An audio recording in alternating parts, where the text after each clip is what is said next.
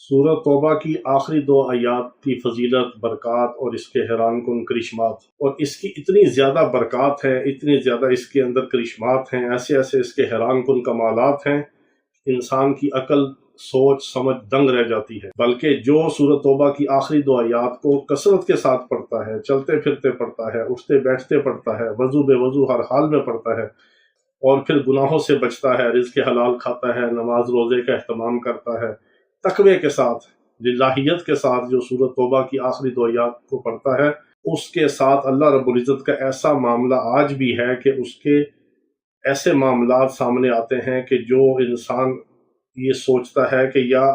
یہ پڑھنے والے کی کرامت ہے یا جو عمل پڑھا جا رہا ہے یہ اس کی برکات ہے۔ تو ہے تو اللہ کے کلام کی برکات، لیکن پڑھنے والے کے ہاتھ پہ اللہ رب العزت کرامت کی شکل میں کچھ ایسے واقعات رونما کروا دیتے ہیں کہ جو انسان کی عقل اور سمجھ اس